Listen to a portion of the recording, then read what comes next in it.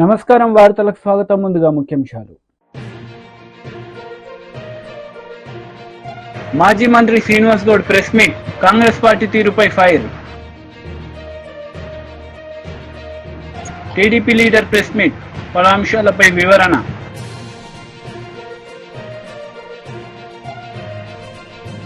TDP leader media సమావేశం నిర్వహించారు. ఈ సందర్భంగా పలు అంశాలపై ఆయన మాట్లాడారు.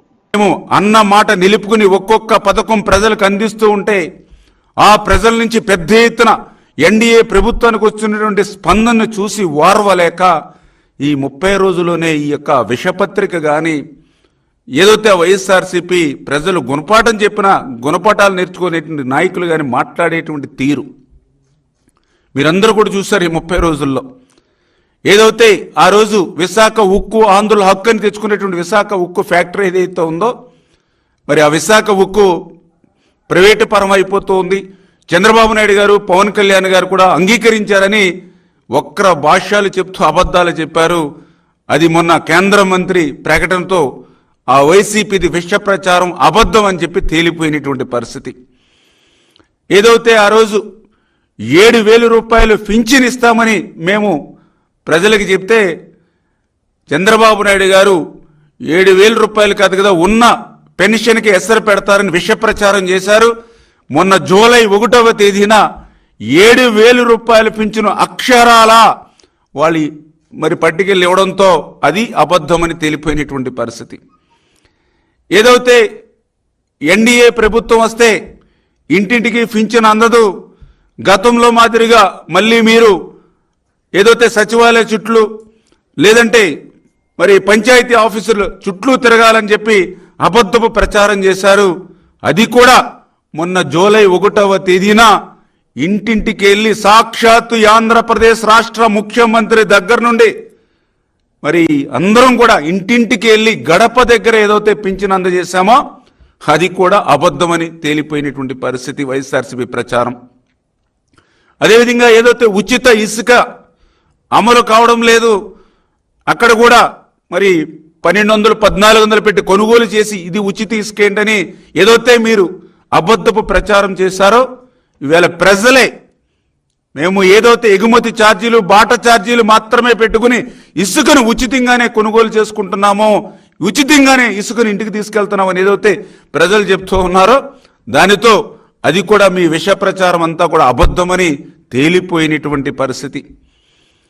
మళ్ళీ ఈరోజు తల్లికి వందనం మీద కూడా గత 2 రోజుల నుంచి ఏదైతే మీ బ్లూ మీడియా కానీ మీ యొక్క ఏదైతే విష పత్రికలో మళ్ళీ అబద్ధాలు అసత్యాలు అదే మాదిరిగా ప్రచారం చేస్తున్నటువంటి పరిస్థితిని నేను గత 2 రోజులుగా కూడా చూస్తూ ఉన్నటువంటి పరిస్థితి. ఏదైతే ఇంకా తల్లికి వందనం మీద ఇంకా మేము ఎటువంటి విధి విధానాలు ఇంకా రూపకల్పన చేసుకోనప్పటికీ, ఎందుకంటే ఇప్పుడు ఏదైతే జగన్మోహన్ రెడ్డి మాట ఇచ్చి మడమ తిప్పి అమ్మఒడి ఒకరికి ఇస్తూ ఉంటే ఎంతమంది పిల్లలకి ఇస్తూ ఉన్నారు, ఆ ఒక్కరికి కూడా ఎంతమందికి ప్రభుత్వం ఎగ్గొట్టింది.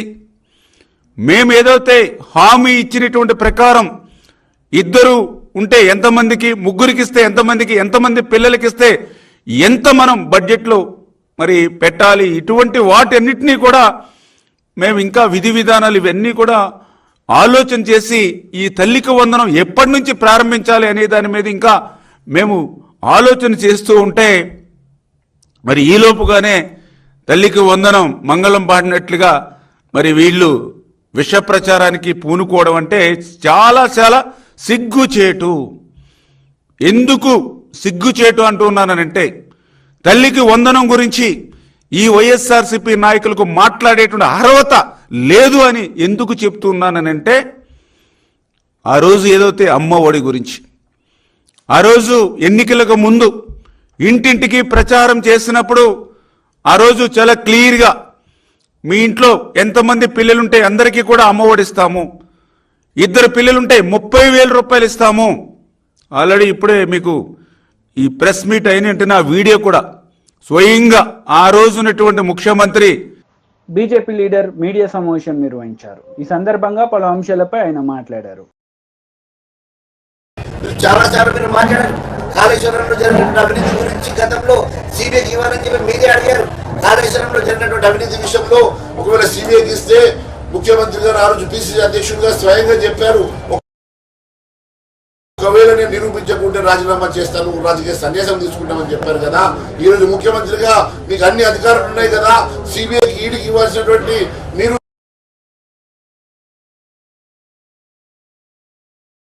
ఉన్నారు, దాని వెనుక మతలబు ఏందని చెప్పి కూడా మేము స్పష్టంగా అడగడం జరిగింది.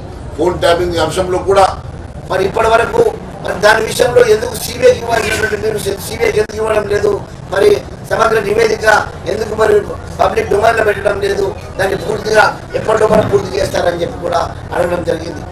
విద్యుత్ కొనుగోళ్లు జరిగినటువంటి అవినీతి అంశంలో కూడా గతంలో మీరు ఎన్నోసార్లు మాట్లాడారు. ఈరోజు అధికారం ఎక్కిన తర్వాత అంశం మీద అసలు మాట్లాడకుండా సిబిఐకు దర్యాప్తు చేయించాలని ఆ రోజు డిమాండ్ చేసేటువంటి మీరు ఈ రోజు జరుగుతూ ఉన్నది. గొర్రెల పంపిణీ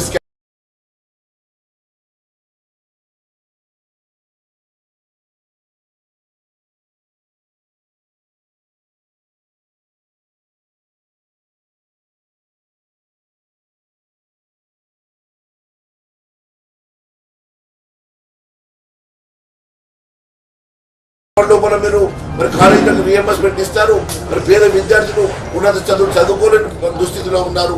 చాలా మంది ఫీజు కట్టలేక డ్రాప్ అయ్యేటువంటి పరిస్థితి కనబడతా ఉంది. కాలేజీ వాళ్ళు ఫీజు కట్టకుంటే వాళ్ళని చేర్చుకునే పరిస్థితి లేదు, వాళ్ళు ఫీజు కట్టలేక మరి చాలా మంది డ్రాప్ అవుతా ఉన్నారు.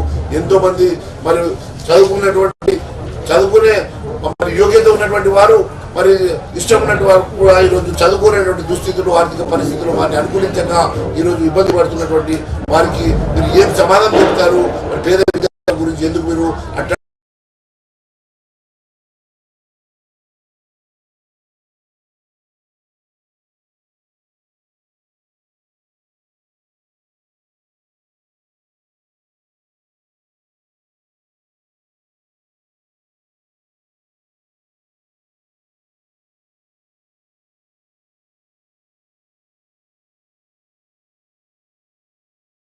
బడుగు బలైన లోకల్ బాడీ ఎన్నికల కోసం మరి బీసీ కులగణన చేపిస్తారని చెప్పి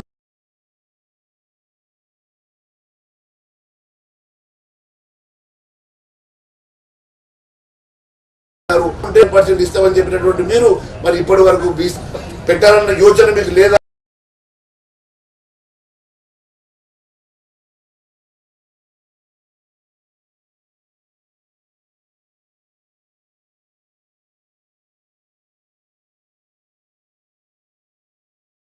లేకుంటే దీన్ని అడ్డ పెట్టుకొని రేపు ఎన్నికలు మళ్ళీ పోస్ట్పోన్ చేయాలని ఆలోచన చేస్తా ఉన్నారా? లేకుంటే వాళ్ళ గోస పుచ్చుకుంటున్నట్టు మీరు వారికి ఎందుకు ఇబ్బంది పెడతా ఉన్నారు? చిన్న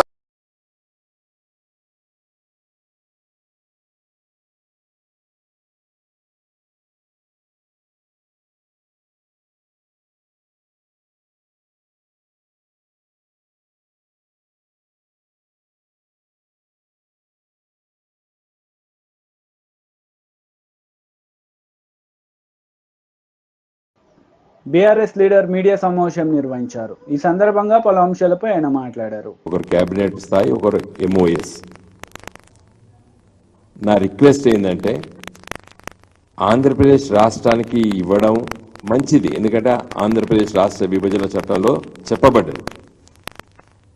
మరి 60,000 కోట్ల రూపాయలకు సంబంధించిన రిఫైనరీ బీపీసీఏలు ఆంధ్ర ప్రాంతానికి ఈ హామీ కాబట్టి, ఆంధ్రప్రదేశ్ రాష్ట్ర విభజన చట్టంలో ఉన్నటువంటి హామీ కాబట్టి మరి ఇచ్చిండ్రు. మరి అదే స్థాయిలో తెలంగాణ రాష్ట్రం ఉంది కదా, తెలంగాణ రాష్ట్రంలో రైల్వే కోచ్ ఫ్యాక్టరీ కావాలని, కాజీపేటలో కోచ్ ఫ్యాక్టరీ కావాలని నా చిన్నతనం నుండి, నేను విద్యార్థిగా ఉన్న సందర్భంలో, విద్యార్థి నాయకుడిగా ఉన్న సందర్భంలో, విద్యార్థి రాజకీయాల్లో చాలా చురుగ్గా పనిచేసేటప్పుడు ఎన్నో ధర్నాలు, వరంగల్ బంధులు, కాజీపేట బంధులు పిలిచి అలసిపోయినాం. మేము ఒక 30 ఏళ్ళు కొట్లాడినాం. మరి విభజన చట్టంలో దాన్ని అప్పుడు కేసీఆర్ గారితో మాట్లాడి ఆ రోజు దీన్ని మేము చొప్పించినాం. దీంట్లో ఈ విభజన చట్టంలో తప్పనిసరి మా హామీ ఉండాలని చెప్పినాం. మరి చంద్రబాబు నాయుడు గారు పై ఆధారపడ్డారు కాబట్టే ఇవాళ మేము అక్కడ ఇస్తాము. మరి ఇక్కడ మేము మీ పైన ఆధారపడలేదు కదా అని అనుకుంటుంది ఆ బీజేపీ పార్టీ. తెలంగాణ ప్రజలు కూడా 8 మంది ఎంపీలను గెలిపించారు కదా మీ పార్టీకి, బీజేపీ పార్టీకి. పోనీ దీని గురించి గత 10 సంవత్సరాల నుంచి పార్లమెంట్లో మా పార్టీ తరఫున చాలాసార్లు మాట్లాడినాం. తర్వాత కేసీఆర్ గారు ప్రధానమంత్రి మోడీ గారిని చాలాసార్లు కలిసి విజ్ఞప్తి చేయడం జరిగింది. కాజీపేటలో కోచ్ ఫ్యాక్టరీ అని ఏదో వేగన్ రిపేర్ ఫ్యాక్టరీ ఇచ్చి కోచ్ ఫ్యాక్టరీ ఇచ్చామని చెప్తారు. Wagon repair factory small unit, అది small scale industry, but this is a major industry. ఇది తెలంగాణ కాజీపేటలో కోచ్ ఫ్యాక్టరీ అని చెప్పి దాదాపు 30 ఏళ్ళ నుంచి 40 ఏళ్ళ నుంచి కొట్లాడుతున్నారు వరంగల్ ప్రజలు, కాజీపేట ప్రజలు, తెలంగాణ ప్రజలు. మరి ఇంత వ్యత్యాసం మోడీ గారు సొంతంగా గెలిస్తే ఇది కూడా రాకపో ఆంధ్రప్రదేశ్కి. ఏది సొంతంగా బీజేపీ వాళ్ళు గెలిస్తే ఇది కూడా రాకపోవు ఆంధ్రప్రదేశ్కి. ఆంధ్రప్రదేశ్ ప్రజలారా, మీరు ఒక ప్రాంతీయ పార్టీని గెలిపించినందుకు మీరు అదృష్టం. YCP leader Ambati Rambabu media సమావేశం నిర్వహించారు. ఈ సందర్భంగా పలు అంశాలపై ఆయన మాట్లాడారు. నేను పంపిస్తా, చూసుకోండి. విధి విధానాలు చాలా క్లియర్గా ఉన్నాయి దీనిలో. ఏమని 75% హాజరు కావాలి మేం పెట్టింది, బిలో పావర్టీ లైన్లో ఉండాలి మేం చెప్పింది, ఆధార్ కార్డు అనుసంధానం కావాలి మేం చెప్పింది, బడికెళ్ళే ప్రతి పిల్లవాడికి మీరు ఇస్తా ఉన్నారు, బడికెళ్ళే పిల్లవాడి తల్లికి మేము 1500 ఇస్తా ఉన్నాం. మీ ఒక తల్లి ఉంటే 1500 అని అన్నాం మేము. మీరేమన్నారు, ఎంతమంది పిల్లలుంటే అన్ని డబ్బులు ఆ తల్లికి ఇస్తాం, 2 పిల్లలుంటే 30,000 ఇస్తాం. ఖచ్చితంగా జీవోలో ఏం రాశారయ్యా బాబు, మీరు గుర్తుపెట్టుకోండి. మళ్ళా మనం చదివినిపించా, మళ్ళా రామానాయుడు గారు మీరు ఎందుకు వచ్చారో నాకు అర్థం కాల. రావాల్సిన ఎడ్యుకేషన్ మినిస్టర్ లేదా ముఖ్యమంత్రి, లేకపోతే ఆ ఎడ్యుకేషన్ సెక్రటరీ. నిన్నేదో విద్యాశాఖ వాళ్ళు ఒక ప్రకటన ఇచ్చినట్టుగా విధి విధానాలు ఇంకా ఫైనల్ అయిపోయినాయి, విధి విధానాలు అయిపోయినాయి, అన్నీ అయిపోయినాయి. మీరు ఇంకా విధి విధానాల దగ్గరే ఉన్నట్టున్నారు. వాళ్ళు డబ్బులు పంచే పరిస్థితిలో ఉన్నట్టుగా లేరు. మీరు డబ్బులు ఈ అమ్మఒడి దీని పేరు ఏమన్నారు, తల్లికి వందనం వేసే పరిస్థితుల్లో మీరు కనపడలేదు. చూడండి నేను చెప్తున్నా, as a part of government assured flagship program, the government under Talliki Vandanam scheme is providing financial assistance of rupees 15,000 for annum to each mother or recognized guardian who is below poverty line household and sending their children to schools, colleges, that is from class 1st to 7th. ఇక్కడ ఏమన్నారు మీరు, చాలా for annum each mother or recognised guardian. Each mother అంటే ప్రతి తల్లికి 1500 చాలా క్లియర్గా ఇచ్చారు. దీన్ని సరి చేస్తారా అది చెప్పడం. విధి విధానాలు కంప్లీట్ కాలేదండి, తూచి వేగంగా అలా చెప్పి వెళ్ళిపోయి తప్పుకుపోయేటటువంటి ప్రయత్నం చేస్తున్నారు. మీరు ఇప్పటికైనా స్పష్టంగా రామానాయుడు గారు చెప్పవలసింది, చెబితే చెప్పనే పోను, మాకు అభ్యంతరం లేదు. చంద్రబాబు నాయుడు గారు కానీ, ఎడ్యుకేషన్ మినిస్టర్ లోకేష్ గారు కానీ, మేము ఈ జీవోను మారుస్తాం. జీవో లేకుండా చేస్తారా? జీవోను మారుస్తాం. ప్రతి తల్లికి కాదు, ప్రతి విద్యార్థికి, స్కూల్కి వెళుతున్న ప్రతి విద్యార్థికి 1500 చొప్పున ఎంతమంది పిల్లలు వెళుతుంటే అన్ని 15,000 మేము ఇస్తాము అని చెప్పి మీరు మార్చిన రోజునే మిమ్మల్ని నమ్మశక్యం అవుతుంది తప్ప, లేకపోతే మీరు బుడవగా కొడుతున్నట్టు అర్థమైంది. ఇది సింపుల్. దీన్ని మీరు చెప్పుకోకుండా మేమేదో అది చేసాం ఇది చేసాం, 4,000 ఇచ్చాం, 7,000 ఇచ్చాం, ఇచ్చారు ఓకే. ఇసుక కూడా ఇస్తున్నారు, బ్రహ్మాండమైన ఇసుక. ఏంటది ఉచిత ఇసుక ఇక్కడ అమ్మబడును. ఏంది ఇది? ఉచితమైన ఇసుక ఇక్కడ అమ్మబడును. ఎంతకు అమ్ముతారు? 1,300 రూపాయలు టన్ను ఉచిత ఇసుక. ఉచితమైన ఇసుకను అమ్ముతారంట వాళ్ళు. ఇది మీ పరిపాలన. ఇది ఒకసారి మీరు గుర్తుపెట్టుకోమని కూడా ఈ సందర్భంగా మనవి చేస్తున్నాను. ఇప్పటికైనా నేను ఈ ప్రభుత్వాన్ని చాలా స్పష్టంగా అడుగుతా ఉన్నా, ఈ జీవోను మారుస్తారా లేదా? విధి విధానాలు కంప్లీట్గా ఉన్నాయి దీనిలో.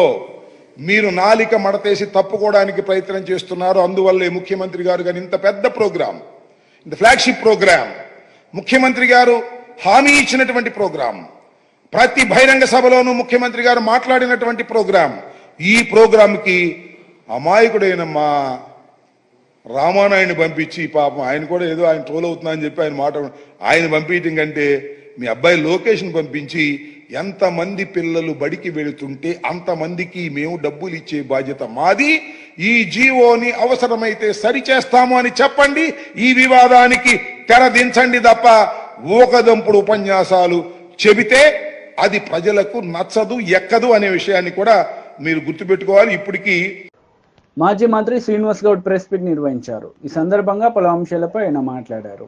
ఎంతమంది ఎమ్మెల్యేలు ఉంది, ఆ తర్వాత మొన్న కూడా ఉన్న కాంగ్రెస్ వాళ్ళు చాలామంది టీఆర్ఎస్లోకి వచ్చిన తర్వాత పార్టీ ఉండదు అంటే నడుస్తుందా? పార్టీ మళ్ళీ అధికారం రాలేదా? ప్రజలు నిర్ణయిస్తారు ఏ ప్రభుత్వం ఉండాలని. మనం ఇచ్చిన హామీలు చూస్తారు, అవి హామీలు నెరవేరిస్తే మళ్ళీ ఒకసారి అవకాశం ఇస్తారు తప్ప ప్రజల మీద బతాయి పార్టీలు తప్ప ఎవరు అంటే ఇది కాదది. 2 సార్లు మేము అధికారంలో ఉన్నాం, మేము ఇంకా ఎన్నో చేస్తామనుకున్నాం, మాకన్నా ఎక్కువ చేస్తామని నమ్మిండ్రు, ప్రజలు అధికారం ఇచ్చారు. అధికారంలోకి వచ్చిన పార్టీ హామీలు నెరవేర్చడం దృష్టి పెడితే బాగుంటుంది, మళ్ళీ అధికారంలో అవకాశం ఉంటుంది. ఈ ఎమ్మెల్యేలు వాళ్ళు వచ్చినంత మాత్రం పార్టీలు ఉండవు. ప్రజలు ఉన్నంతకాలం పార్టీలు ఉంటాయి, ప్రజలో మన విశ్వాసం ఉన్నంతకాలం మనం ఉంటాం, అధికారం ఉంటుంది. మనం విశ్వాసం కలిగిస్తే, ఒకసారి మేము అధికారంలోకి వచ్చిన తర్వాత ఒకసారి విశ్వాసం కలిగించినాం, కానీ అంతకన్నా ఎక్కువ ఆశ చూపేరికి ఎవరైనా పోతారు కదా ప్రజలు. ఇప్పుడు ఏం చేస్తున్నారు ప్రజలు? ఆలోచన చేయండి. ఆ విశ్వాసం కొనసాగుతుందా? ఆ తర్వాత ఎలక్షన్లు మీరు బేరీ చేసుకోండి, పార్లమెంట్ ఎలక్షన్లు బేరీ చేసుకోండి. ఇంకా రేపు రాబోయే స్థానిక సంస్థల ఎలక్షన్స్ ఉన్నాయా, అది కూడా చూడండి. చూసిన తర్వాత మనం అధికారంలోకి వచ్చిన వెంటనే ప్రజలు ఏం ఆలోచన చేస్తున్నారు అని దృష్టి పెట్టండి. ఈ పార్టీ త్యాగాల పునాదుల మీద నిర్మించినటువంటి పార్టీ ఇది.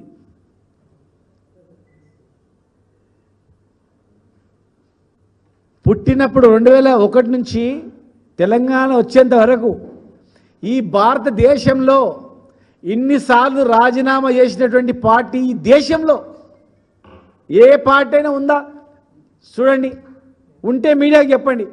ఈ భారతదేశంలో ఇన్నిసార్లు రాజీనామా చేసిన పార్టీ 2001లో పార్టీ పుట్టి 2004లో 16 మంది ఎమ్మెల్యేలని 4 ఎంపీలని పట్టుమని ఒక కాగితం ముక్క రాజీనామా చేసి బయటకు వచ్చినటువంటి పార్టీ. 2004 నుంచి మొదలుకుంటే 2013 వరకు ఎన్ని రాజీనామాలు చేసిండ్రో లెక్కేసుకోండి. ఎన్నిసార్లు రాజీనామా చేసిండ్రు ఎమ్మెల్యేలుగా, ఎన్నిసార్లు ఎంపీగా రాజీనామా చేసిండ్రు. కేంద్ర మంత్రి పదవి కూడా రాజీనామా చేసి, రాష్ట్రంలో 4 మంత్రి పదవులు కూడా రాజీనామా చేసి, ఒక సెంట్రల్ మినిస్టర్, 4 స్టేట్ మినిస్టర్స్, ఎమ్మెల్యేలు అన్ని రాజీనామా చేసి రాష్ట్రం గురించి నిలబడేటువంటి పార్టీది. ఇండియాలో ఒక్కడ చూపాను దేశంలో. ఇలా చాలామంది మాట్లాడతారు ఎంపీల మీ సీట్లు ఎన్ని వచ్చినాయని. గుర్తుపెట్టుకోండి, ఈ భారతదేశంలో 14 చాలా పార్టీలు, బీఎస్పీ నుంచి మొదలు చాలా పార్టీలు. ఈ ఎలక్షన్ నడిచింది మోడీ అగెనెస్ట్, రెండే ప్రాతిపదిక. అటు ఎన్డీఏనా ఇటు ఇండియా కూటేమా, రెండింటి ప్రాతిపదిక నడిచింది ఎలక్షన్ అనేది. అటు ఉన్నా గెలిచిండ్రు, ఇటున్నా గెలిచిండ్రు. అంటే ప్రస్తుతం ఉన్నటువంటి పార్టీని నిలబెట్టడమా ఓడగొట్టడమా అనే రెండే ప్రాతిపదిక. మోడీ ప్రధానమంత్రిని దింపాలన్నా ఉండాలన్నా ఆ రెండే ప్రాతిపదిక. ఇక్కడ ఎవరు సపోర్ట్ చేస్తారు, ఇక్కడ ఎవరు సపోర్ట్ చేస్తారు, రెండే నడిచినాయి దేశంలో. ఆ మూలాన మాకు ఎంపీ సీట్లు రాలేదు. ఈ దేశంలో ఒక దగ్గర 4 వచ్చినాయి ఆంధ్రప్రదేశ్లో, ఇంకో దగ్గర 1 వచ్చింది. అవి ప్రజలలో వీళ్ళు గెలిచిన తర్వాత ఇటో సపోర్ట్ చేస్తారు, అటో సపోర్ట్ చేస్తారనే ప్రజల అభిప్రాయం నుంచి వచ్చినాయి. గెలిచిన వాళ్ళు మోడీ కన్నా సపోర్ట్ చేస్తారు, లేకపోతే ఈ కూటమి కన్నా చేస్తారని. ఆ అపో ఉన్నందుకు దేశంలో 2 ప్రాంతాల్లో ఒక దగ్గర 4, ఒక దగ్గర 1 సీట్ వచ్చింది. 4 సార్లు ముఖ్యమంత్రిగా 4-5 సార్లు ముఖ్యమంత్రిగా ఉన్నటువంటి వ్యక్తి కూడా ఆ రాష్ట్రంలో ఆయన ఎటు లేనందుకు ఒకే ఒక ఎంపీ సీట్ వచ్చింది. కొంచెం ఆలోచన చేయాలి, జ్ఞానం పెట్టి ఆలోచన చేస్తే అర్థమవుతుంది. అంతే తప్ప మా పార్టీకి బలం లేక కాదు. ఆ తర్వాత ఇమ్మీడియట్గా అంతకన్నా ముందే స్థానిక సంస్థల ఎమ్మెల్సీ ఎలక్షన్ అయింది. మరి మహబూబ్నగర్లో స్థానిక సంస్థల ఎలక్షన్ అయితే, ఎమ్మెల్సీ ఎలక్షన్ అయితే YCP leader Pothina Mahesh media సమావేశం నిర్వహించారు. ఈ సందర్భంగా పలు అంశాలపై ఆయన మాట్లాడారు. ఏ విధంగా సమంజసమో ఒక్కసారి ఆ ఈనాడు పత్రికా యాజమాన్యం ఆలోచించాలి. ఈ రాష్ట్ర ప్రజలందరూ కూడా గమనించవలసిందిగా మనవి చేస్తా ఉన్నా. నిజంగా ఎస్ఐండ్ భూముల విషయంలో ఈ రాష్ట్రంలో అందరికీ తెలుసు, గత ప్రభుత్వ హయాంలో ఎస్ఐండ్ భూముల విషయంలో ఆ రోజు అక్రమాలు చేసింది చంద్రబాబు ప్రభుత్వం కాదా అని చెప్పి నేను ఈ సందర్భంగా అడుగుతా ఉన్నా. ఎందుకంటే దాదాపుగా ఎస్సీ, ఎస్టీ, బీసీ మైనార్టీలకి చెందినటువంటి ఆ రోజు అమరావతిలో దాదాపుగా 1100 ఎకరాల భూమిని మీకు దక్కదు అని చెప్పి ఆ రోజు పేదవాళ్ళని తప్పుదో పట్టించి ఎస్సీ, ఎస్టీ, బీసీ మైనార్టీ రైతుల్ని ఎస్ఐండ్ భూములు మీకు దక్కవని చెప్పి ఆ రోజు తప్పుదో పట్టించి మళ్ళా ఒక జీవో ఇచ్చి వాళ్ళ బినామీలకి దాదాపుగా 1336 మంది ఆ రోజు బినామీలకి ఆ ఎస్ఐండ్ భూములు కట్టబెట్టి మళ్ళీ ఆ ల్యాండ్స్ మళ్ళీ పూలింగ్లోకి తీసుకుంది చంద్రబాబు కాదా అని చెప్పి నేను అడుగుతా ఉన్నా. ఈరోజు అసైన్మెంట్ భూముల మీద వాళ్ళు ఏదన్నా ఒక మాట్లాడే వాళ్ళకి చిత్తశుద్ధి, వాళ్ళకి ఆ హక్కు ఉందా అని చెప్పి నేను మీ ద్వారా అడుగుతా ఉన్నా. అది దాని మీద మీ అందరికీ తెలుసు, కేసు కూడా నడుస్తూ ఉంది. ఆ కేసులో వీళ్ళందరూ కూడా నిందితులుగా ఉన్నారు. వీళ్ళు అసైన్మెంట్ గురించి, అసైన్మెంట్ భూముల గురించి ఈరోజు మాట్లాడడం చాలా హాస్యాస్పదంగా ఉందని చెప్పి కూడా మీ ద్వారా అడుగుతా ఉన్నాను. ఈ రాష్ట్ర ప్రజలు కూడా గమనించవలసిందిగా కోరుతా ఉన్నా. నిజంగా అసైన్మెంట్ సమస్య ఈ రాష్ట్రంలో ఈరోజు కొత్తగా వచ్చిన సమస్య కాదు. ఆ రోజు రైతులందరూ కూడా భూమి ఉన్నా కానీ ఇబ్బంది పడే పరిస్థితి.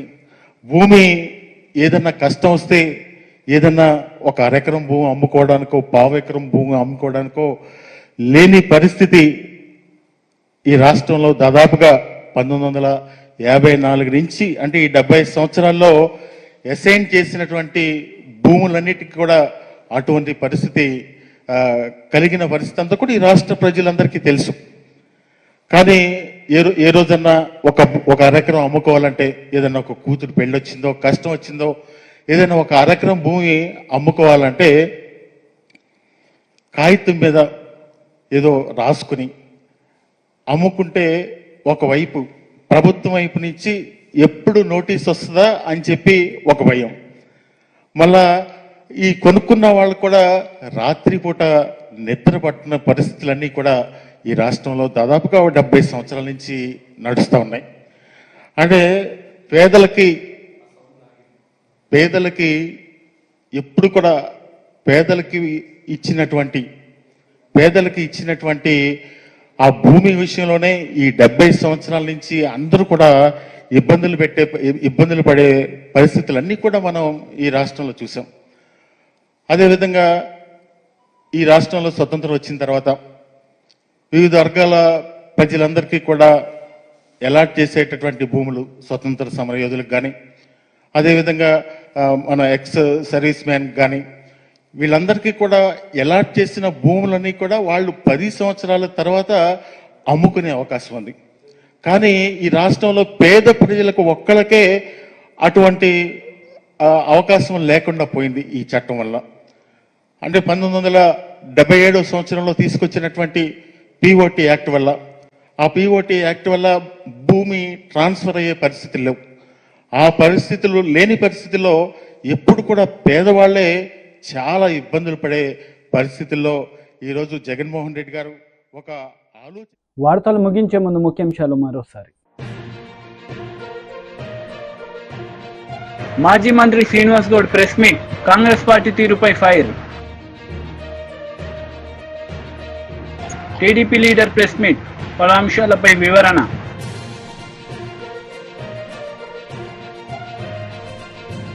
ఈ వార్తలు ఇంతటితో సమాప్తం. తిరిగి ప్రసారమయ్యే వార్తల్లో మళ్ళీ కలుద్దాం. అంతవరకు సెలవు. నమస్తే.